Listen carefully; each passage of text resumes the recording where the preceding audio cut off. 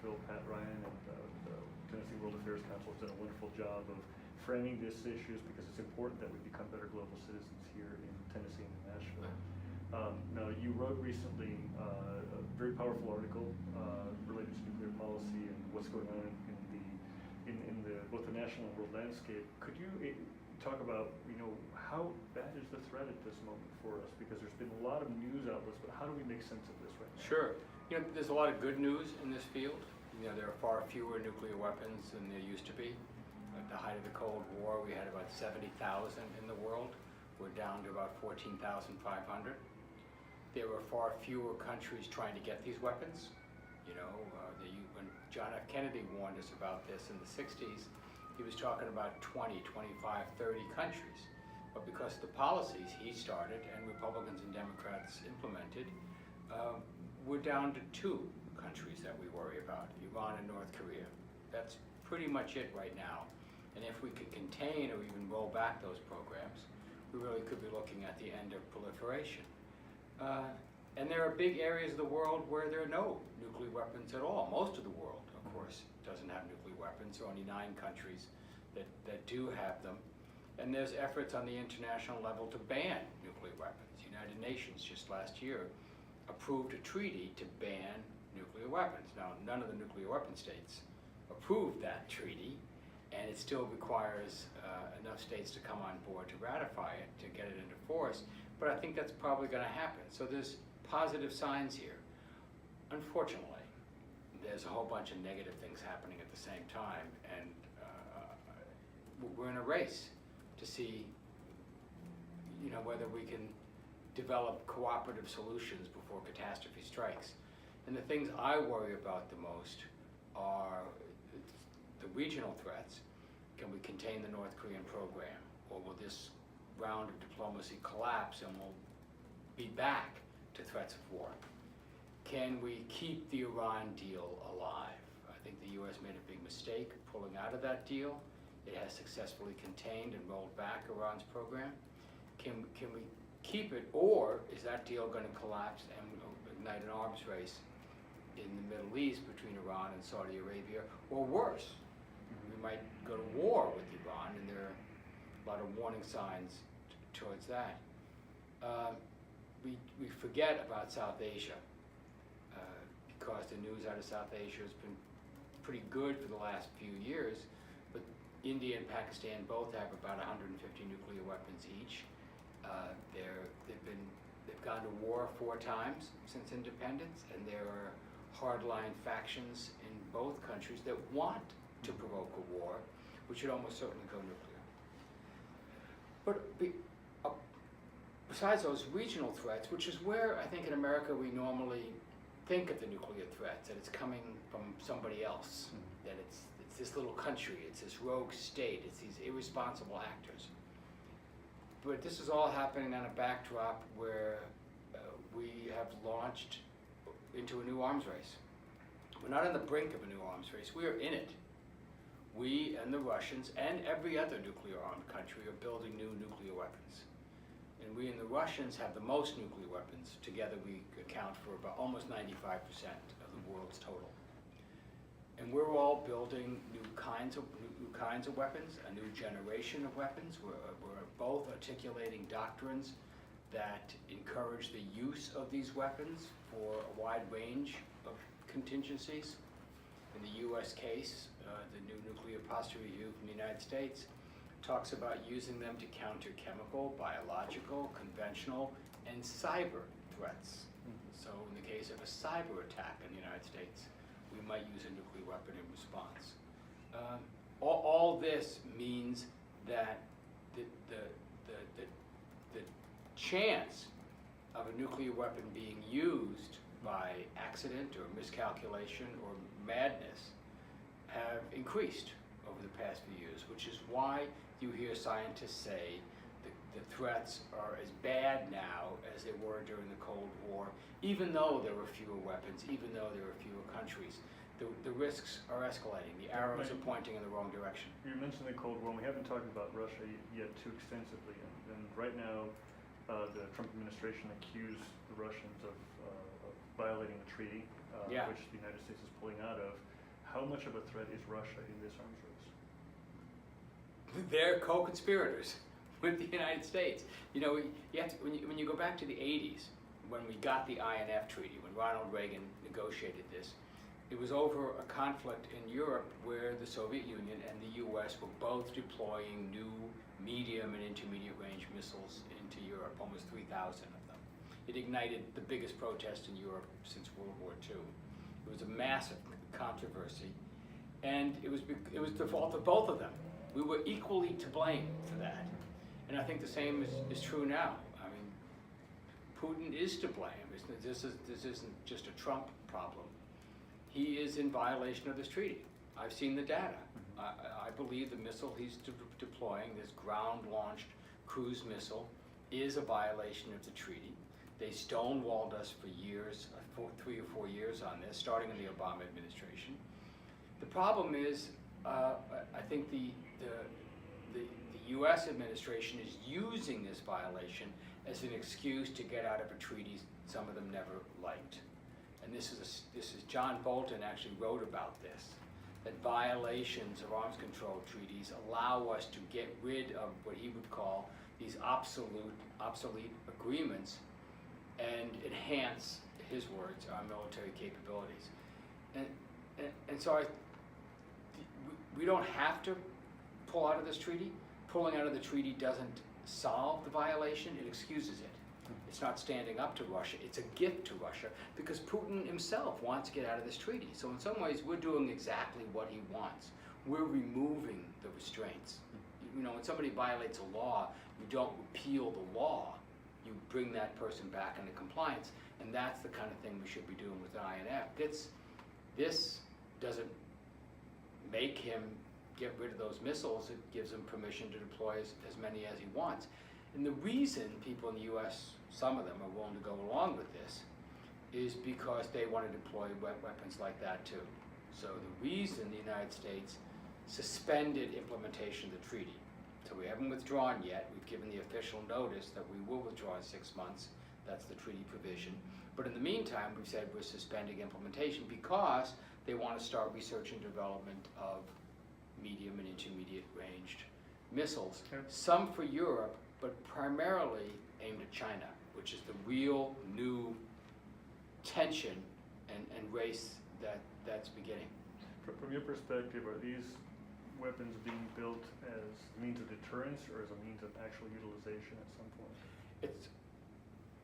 It's hard to say, and the reason it's hard to say is that the theory of those who favor these weapons is that you have to be ready to go to war in order to convince the other side that the deterrence is real. And there's a certain logic to that, and that's the way our whole nuclear posture is designed. We have to be ready to go to war at a moment's notice so that the other side will be convinced that we're serious. The trouble with that is that you're ready to go to war at a moment's notice, and you put enough tinder together, any spark can set it off. And is that really what you want to do? I think there are other ways to secure the safety of America and our allies and our citizens without building up this kind of nuclear tinder that could ignite even when somebody doesn't want to. So you understand, the whole strategy here is based on a nuclear war fighting plan. You have to be ready to fight and win a nuclear war in order for deterrence to work. So what does that mean to win a nuclear war? Good question. And these are the theories that both the Russians and the US have, and you see this in writings in Washington, D.C. these days. There's a whole new generation of young Dr. Strangeloves coming up who argue this, like Elbridge Colby or Matt Kroenig or Keir Lieber. They argue that you can, with sufficient nuclear strength, deter an enemy from attack. If the conflict does go nuclear, you have to be ready to prevail at every step of the escalatory ladder. So to be able to win a war with a small exchange, or if that fails, with a medium exchange, or be prepared to go all out. So once again, you hear people talking about a nuclear war that could result in 20 million American casualties, but being prepared for that kind of exchange. To me, that is just horrifying, completely unrealistic, and unnecessary. But this is the kind of discussion you're having again, and it's one of the reasons people talk about a nuclear war fighting doctrine, not the deterrence purpose. So if you want nuclear weapons just for deterrence, you can still keep them, but it'd be a completely different posture than the one you're seeing now. So we've talked a lot about in these events for the World Affairs Council about the United States role since World War II, and it almost seems that there is an absence of memory. Absence of memory of the role, absence of memory of the utilization of NATO, and also of Hiroshima and Nagasaki, for example, and that impact.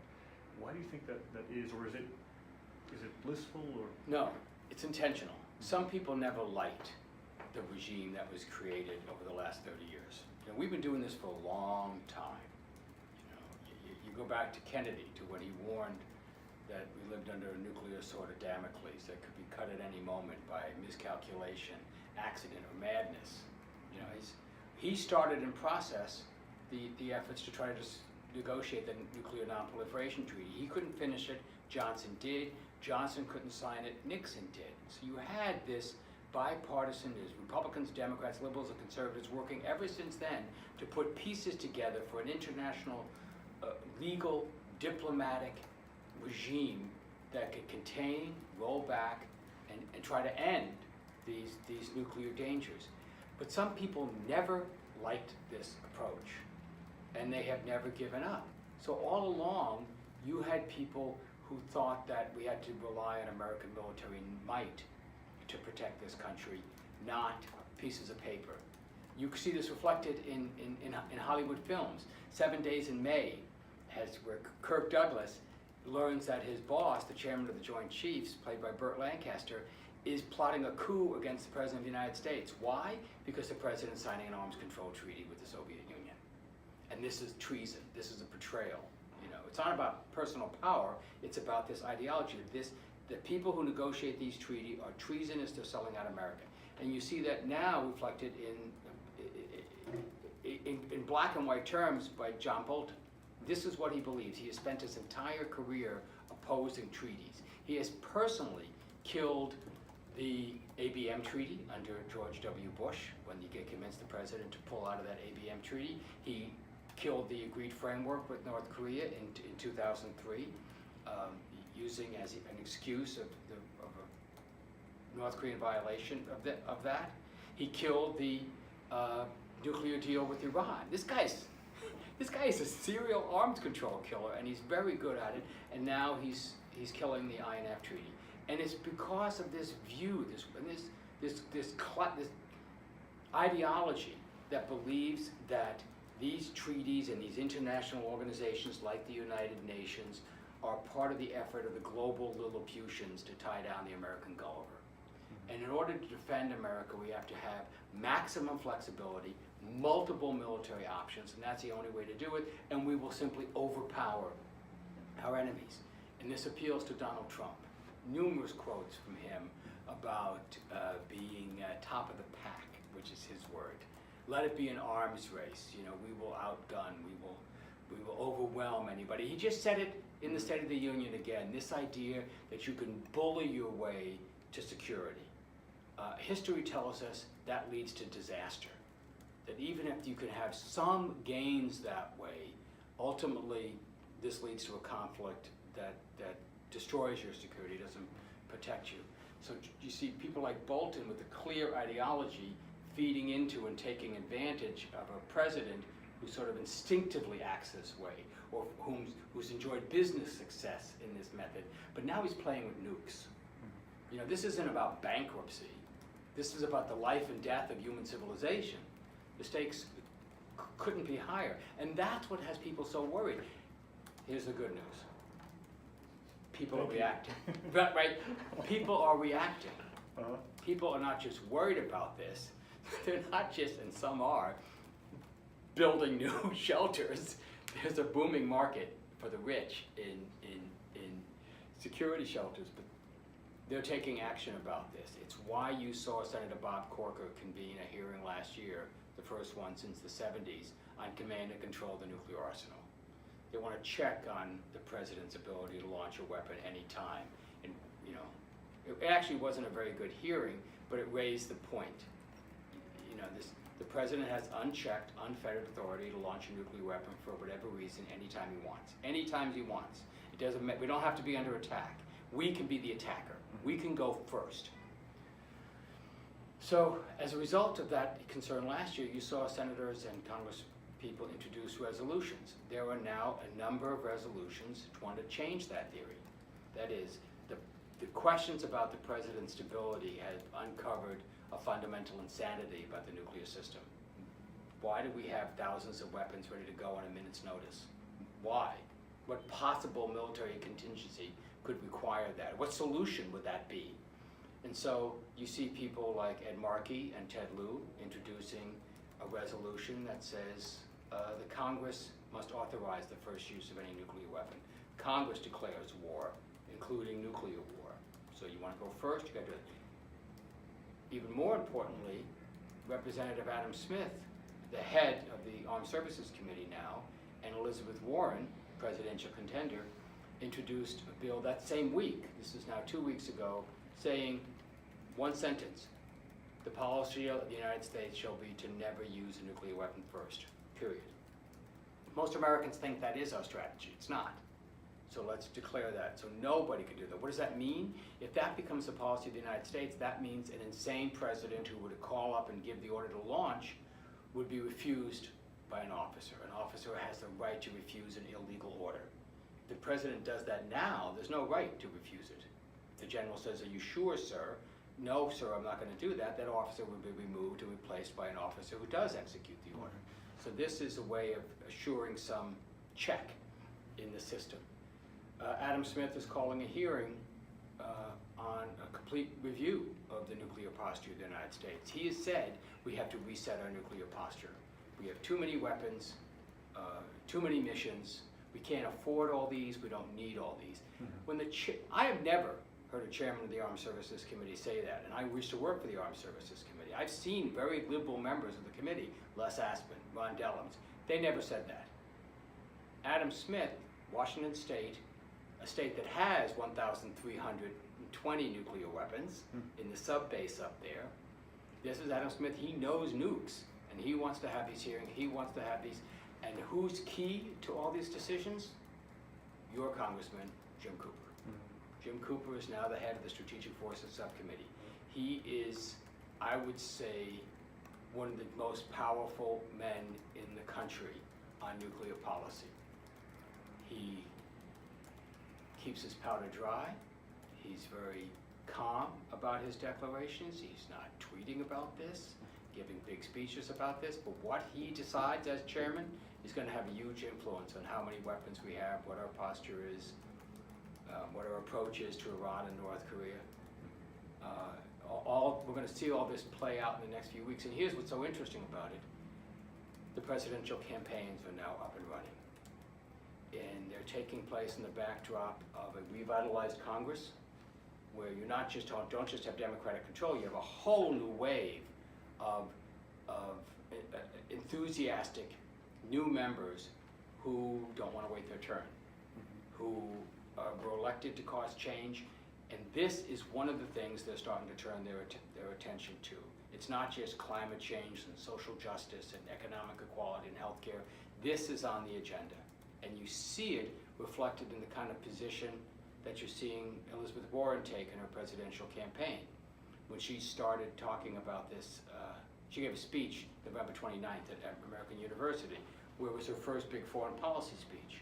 And what did she talk about? Ending unjust wars, preventing a new nuclear arms race. And she mirrors Adam Smith's position on these issues. No more weapons, preserve the arms control regime, and no first use.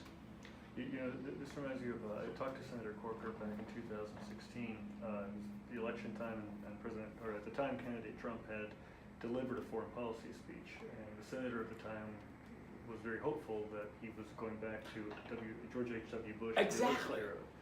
And it seems completely counter to. But once he got in, right? So that was the. I mean, We'll get to the dilemma of Trump in just a minute. Let me just finish the thought Sure. just a bit.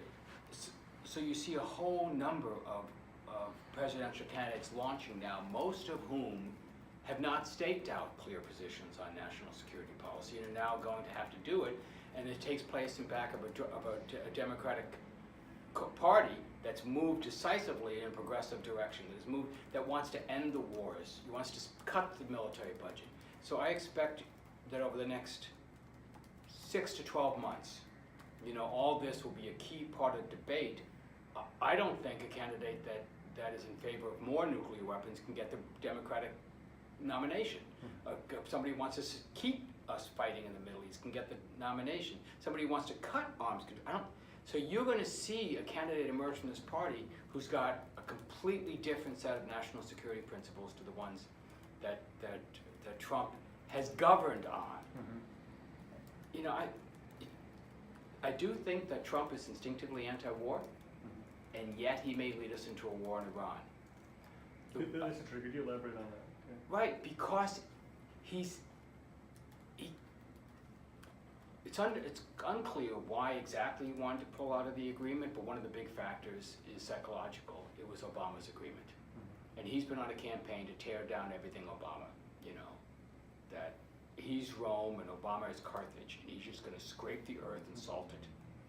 And so he's got very personal about all this. And the two allies that he does listen to are Benjamin Netanyahu and Mohammed bin Salman, and both of them wanted a tougher line on Iran. Did they want him to pull out of the deal? Yes, I think they did, because they wanted to break that deal, to sort of break the détente that was developing between the United States and Iran, and to take a much more aggressive posture, and he did. And he keeps escalating it. I mean, today he is tweeting about regime change in Iran. Today's the 40th anniversary of the Iranian Revolution. There's no mention of the Shah and the brutality of that. There's no mention of the right of the Iranian people to overthrow an unjust dictatorship. There's no mention of the interlude that followed, where there was a number of governments before the Ayatollah asserted control and became an Islamic republic. It's all about denouncing the Islamic Republic and denouncing the 40 years of failure, in his words. You can look at the tweet. It's, by the way, it's in Farsi and English. I don't think he wrote that one himself. And it talks about the Iranian people deserve better. And there's a constant theme coming out of him and Pompeo and Bolton about maximum pressure against the regime, of isolating the regime, of calling for the end of this regime. Pompeo's heading to Warsaw in 2 days now. He's already in Budapest today to convene an international conference that was supposed to be an anti-Iran conference, but he couldn't get anybody to come. So he had to change the agenda to one about Middle East security in Europe, more general. Trying to build an international coalition, I don't think will succeed, but you can see the thrust of this administration. You see where they want to go, and whether this is a replay of the Iraq War playbook, linking Iran to terrorism, demonizing them as a source of all conflict in the region, lying about their nuclear capabilities. You see the president and John Bolton directly contradicting U.S. intelligence, not even manipulating U.S. intelligence like W. Bush did, just flat out saying they're wrong and asserting something that is not true, that they still have a program to develop nuclear weapons. Not true. Nobody thinks that outside of this small group of zealots and the President of the United States. Whether they're replaying that with the intention of then going to war, or whether it's the intention to threaten to go to war in order to, as part of maximum pressure, in some ways it doesn't matter, because what you're doing is raising the risk that some conflict, some spark in that region is going to set off a larger war. And there are plenty of people throwing matches. Plenty of people. Israel is bombing Iran's positions in Syria weekly. Saudi Arabia is in a proxy war, from their view, in Yemen, where they're bombing and killing people weekly. The U.S. Navy is engaged in patrols in the Persian Gulf where the Revolutionary Guard is constantly harassing them. Because remember, there's hardliners on that side too. It's not just the U.S. trying to put pressure. There's Iranian hardliners who want a confrontation with the U.S. So whether by accident, miscalculation, or madness, you know, I am deeply worried that that we could end up in a war with Iran that would make the wars in Afghanistan and Iraq look like warm-up acts. This would be a very big war. However it started, it would get very big, very fast. Richard Haas has been tweeting about this lately, you know, the head of the Council on Foreign Relations, talking about the signs of war with Iran are growing. It's not just, you know, soft peaceniks like me who are talking about this. A lot of people are worried about this. I think if we're going to go, if this administration engages in a conflict, the two most likely places are, weirdly, Venezuela and Iran. And Iran is the greater geopolitical stakes. Now, you'd mentioned the role of Israel, and if you could get me up to date in terms of, because I've read numerous accounts of whether or not Israel acknowledges having nuclear weapons, and I'm not sure. No, they don't. They have they don't even call it this. Others call it a nuclear ambiguity. They neither confirm nor deny. But they have somewhere between 80 and 100 nuclear weapons, according to independent experts. They have a triad. They have 3 delivery systems. They have missiles that can launch them anywhere in the Middle East. They have medium and intermediate range missiles. They have aircraft, F-15s, F-16s, that can carry them, and they have 3 subs that can fire nuclear-tipped cruise missiles. So they have a triad of weapons, and they've had the bombs since '68.